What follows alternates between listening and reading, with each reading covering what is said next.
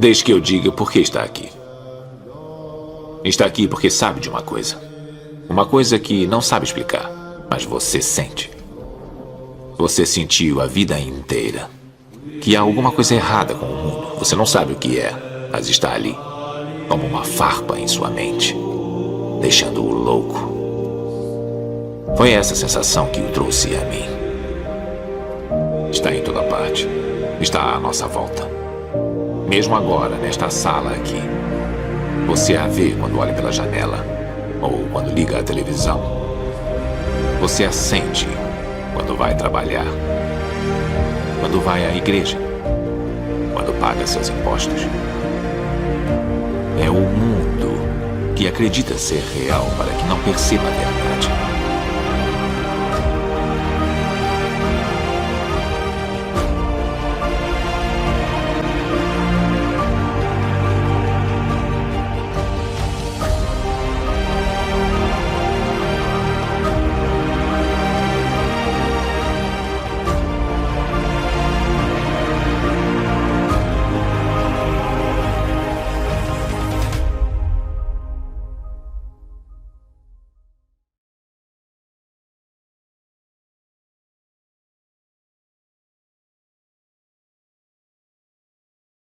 Então, por exemplo, quando Hugo São Vitor fala que o estudante deve aprender as coisas com ordem, ele não está dizendo que você deve inventar uma ordem e segui-la, ou que o professor deve lhe propor uma ordem e você segui-la. Ele está dizendo exatamente o contrário, ele está dizendo que existe uma ordem natural e cósmica, e esta ordem você deve absorver através da leitura. Quer dizer, a leitura se torna um meio de que a própria ordem cósmica e divina se impregne dentro da sua alma. Ou seja, não é uma ordem criada para fins pedagógicos, né? Não é uma ordem inventada, é a própria ordem da natureza e do cosmos em geral, que reflete, por sua vez, a ordem divina. É esta que você deve impregnar. E você pode fazê-lo através da leitura. Note bem, esse conceito ficou absolutamente incompreensível para qualquer estudante moderno. Quer dizer, como é que eu posso, através de uma leitura, absorver a ordem cósmica?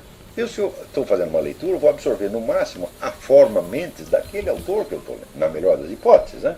E esta forma mente será uma coisa uma criação dele, que não tem nada a ver com a estrutura da realidade. Ora, então pergunto-lhe eu, o sujeito que escreve, que você está lendo, que gramática ele usa? Ele usa uma gramática que é só dele, que ele que inventou? Não, ele usa a mesma gramática de todo mundo. Que lógica que ele usa? Uma lógica que é só dele, só serve para ele?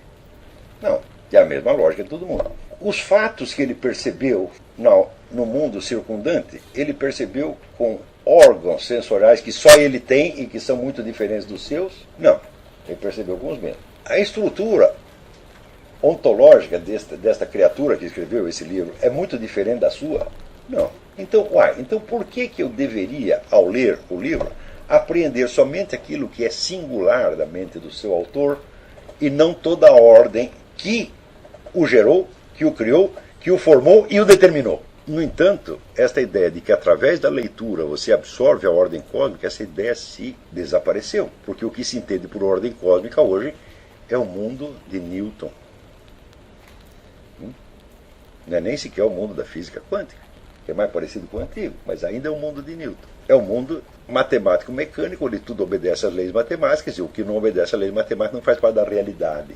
É incrível, porque as leis matemáticas não são dados dos sentidos. São abstrações complexíssimas a que você chega, né, depois de muito suar a camiseta. Né? E isso quer dizer que você, ao mesmo tempo, diz que o mundo físico é a verdadeira realidade, mas com a nuance de que esse mundo físico não é o mundo físico, é o mundo matemático, o qual não é sensorial de maneira alguma. Se você está imbuído desta crença, e se isto se impregnou na sua imaginação, você não pode conceber nenhuma ordem cósmica a não ser sob a forma das leis de Newton, das leis da mecânica. Não há nenhuma ordem acima disso. Qualquer insinuação de ordem que existe é o que? É um produto cultural, é uma fé religiosa, é uma obra de arte, etc, etc.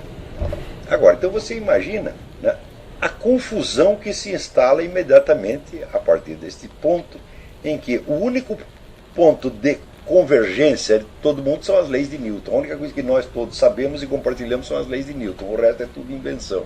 O resto é tudo delírio da cabeça de cada um. Então, nesta altura, é claro que quando você lê um livro, você lê apenas para perceber as idiosincrasias da mente, né, doentia que o criou. Então como é que eu posso entender o que o Hugo São Vítor diz? É que através da leitura eu vou me impregnar da ordem universal, da ordem natural cósmica. Ora, mais ainda, a partir do momento em que as leis de Newton passam a determinar a forma geral da cultura, o que acontece é que a psique individual se torna, vamos dizer, além das leis de Newton, que são a certeza matemática externa, a psique individual se torna o único outro polo de certeza que você pode apelar. Então você tem o Newton de um lado e o Descartes do outro. Eu sei que o mundo funciona matematicamente e eu sei que eu penso, logo existo. Essas são minhas únicas certezas. Automaticamente, o eu, quer dizer, a sua experiência subjetiva, passa a ser uma fonte de certeza. Quer dizer, eu sei que eu existo e aquilo que se me impuser como evidência provada, tá certo, eu aceitarei como verdadeiro. E tudo mais eu tomarei como fantasia. Ou seja, a cabeça de cada um se torna o juiz do universo. Que isso é loucura, nem preciso dizer. E a loucura chega ao ponto, chega ao supra-sumo, quando Kant diz que tudo o que nos vem do mundo exterior é um caos, e a nossa mente ordena isto. E bom, então estamos nos antípodas do Hugo São Vítor. Porque para Hugo São Vítor, o estudante era apenas mais um ser humano, humilde, burrinho, sem preparo, está entendendo? Que chegava ali através da leitura das grandes obras, das escrituras, dos filósofos antigos, etc., absorvia a ordem universal. Agora não. Agora, qualquer idiota é ele o padrão da ordem universal. Desde que ele raciocine de acordo com as leis de Newton, ele tem a certeza absoluta. E tudo mais que ele não pensa é duvidoso. É claro, gente, que isso é absolutamente esquizofrênico. Eu já expliquei, já contei 1000 vezes a minha experiência infantil de ter que reaprender a andar depois de ficar com febre durante muitos meses. Então, eu, quando despertava dos meus delírios febris, eu tentava andar e via que eu não sabia mais andar.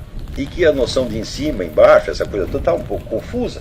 Então o que eu fazia? Eu me apoiava na estrutura do mundo exterior para eu me reorganizar por dentro. Ou seja, a noção de cima e embaixo, ela podia se confundir dentro da minha cabeça, mas no mundo exterior não se confundia. O chão continuava no chão e o teto continuava no teto. Eu não podia andar no teto. Embora eu pudesse sentir que o mundo girava, e que ficava de cabeça para baixo, na verdade ele não ficava. Porque se eu tentasse andar no teto, eu não conseguia, só conseguia andar no chão. Então, essa experiência me marcou para sempre. Eu entendi que a minha mente não põe ordem em coisa alguma. Ao contrário, ela se deixa amoldar pela ordem do mundo exterior que lhe vem pronta e imposta e que ela não pode mudar de maneira alguma.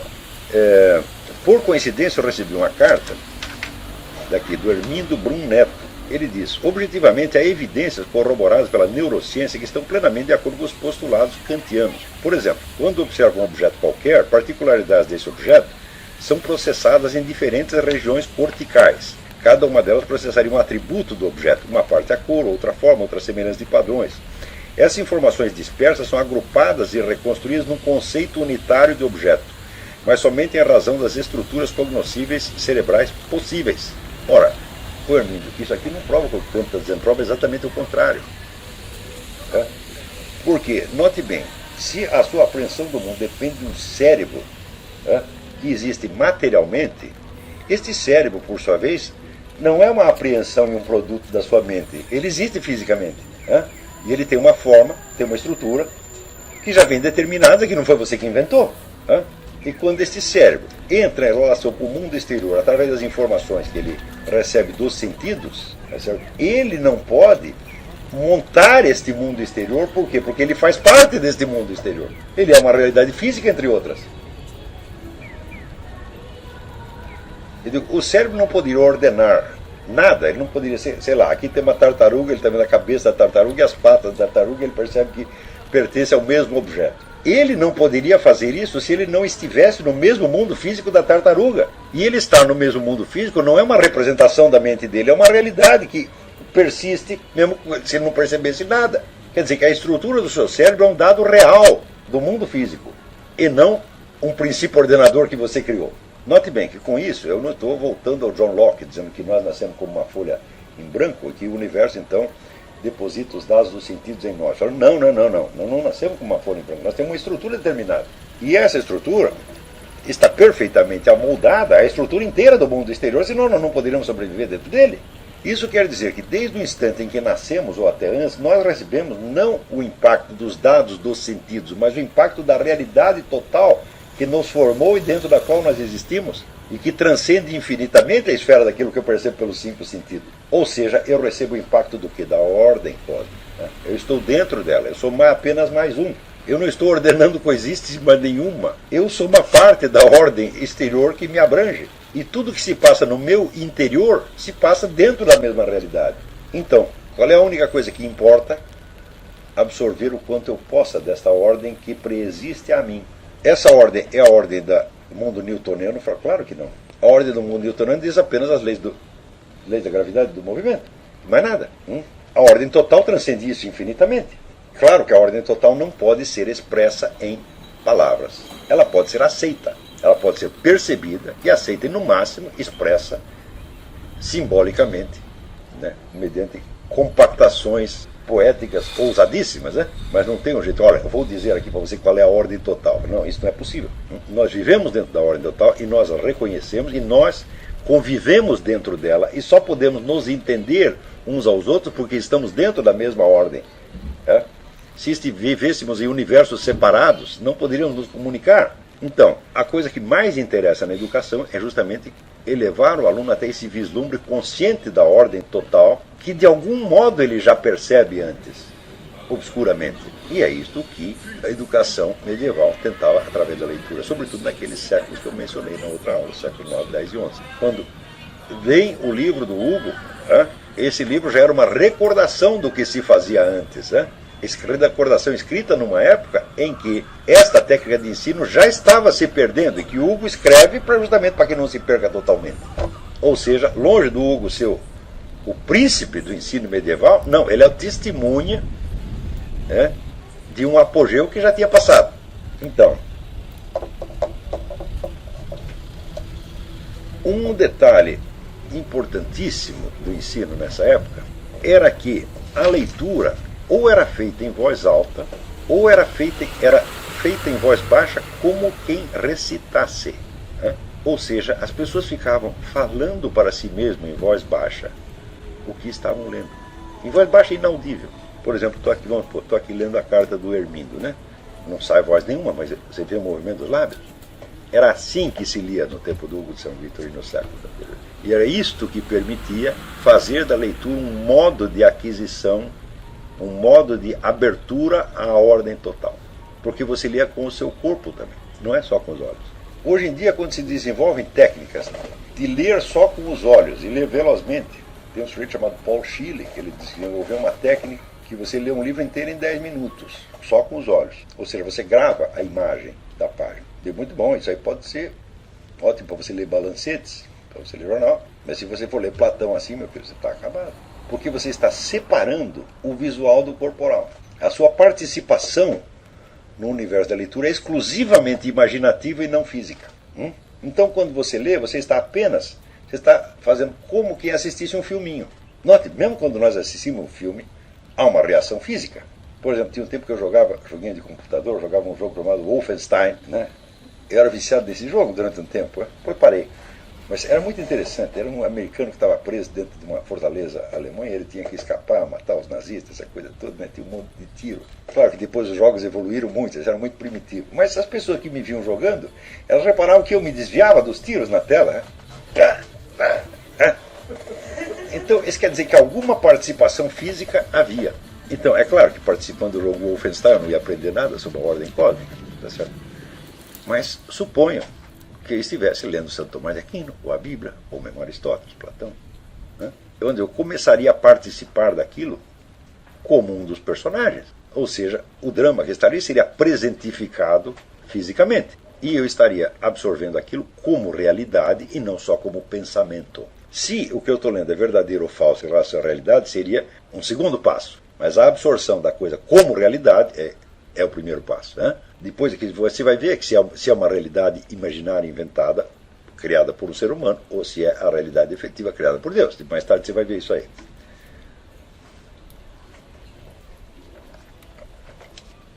Mas a partir do momento em que todo o seu material de leitura visa apenas ao imaginário, ao mental, você passa a viver em dois mundos simultaneamente. Um é o mundo físico newtoniano, e o outro o mundo das, aspas, ideias, coisas inventadas. Nunca mais você vai pegar a ideia de ordem cósmica, nunca mais na sua vida.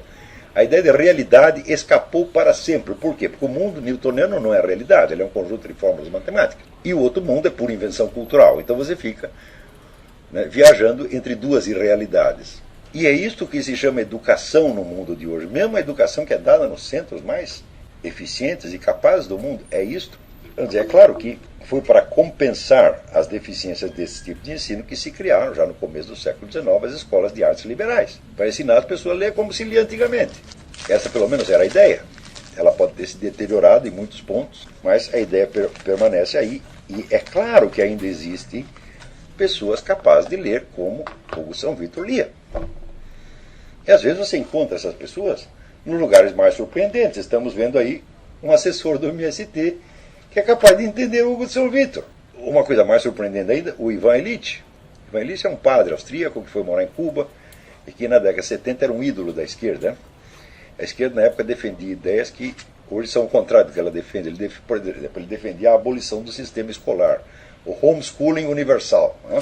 Hoje ninguém na esquerda quer isso, e quem defende isso é considerado, né, um extremista de direita. Mas o Ivan Illich escreveu um belo comentário sobre o Didascálico de Hugo São Vitor.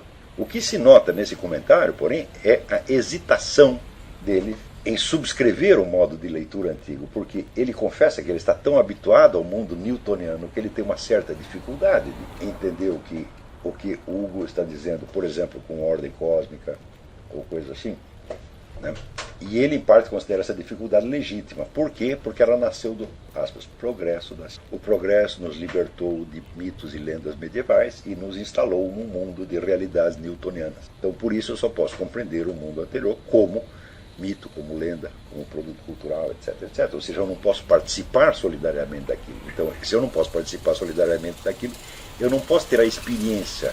Eu só posso ter a compreensão intelectiva de segundo grau, uma compreensão histórica, por assim dizer.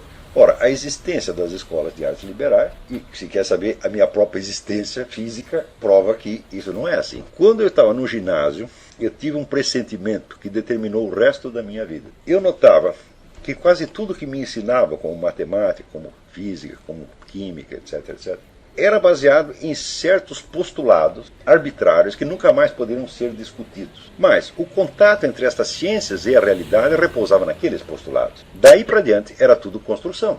Então eu percebi que aquele ensino não estava me instalando na realidade, mas me disciplinando para eu fazer as minhas construções mentais como os outros faziam, como o professor fazia. Ou seja, aquilo não era um estudo de ciência, ou seja, de conhecimento. Era uma espécie de educação física. Era um adestramento. E eu percebi que aquilo estava me fazendo muito mal, porque estava me emburrecendo. E eu percebi, bom, agora eu tenho que fazer uma opção. Ou eu continuo buscando a compreensão da realidade, ou eu aceito essa decisão. Se eu aceitar isso, eu estou perdido pro resto da minha vida. Mas, ao mesmo tempo, eu não posso me recusar a aprender essas coisas. Por quê? Porque essas coisas são a ciência de agora. Então eu vou ter que encontrar, vamos dizer, um ponto de, como é que se diz, de interseção, onde eu possa fazer as duas coisas ao mesmo tempo. Ao mesmo tempo eu entendo o que eles estão falando e sei repetir mais ou menos aquela bobajada toda, e eu continuo buscando a realidade. E foi isso exatamente o que eu fiz. É claro que eu não podia fazer isso na escola. Então o que eu fiz? Eu comecei a procurar, investigar, para ver aonde existia educação de altíssimo nível e o que se aprendia lá. Então, por exemplo, eu comprei centenas de manuais do ensino secundário francês do começo do século, que eram coisas de um nível extraordinário. E fui buscando, e eu tentava me manter ao par do que se estudava nos grandes centros mundiais e tentava me manter no nível daquilo.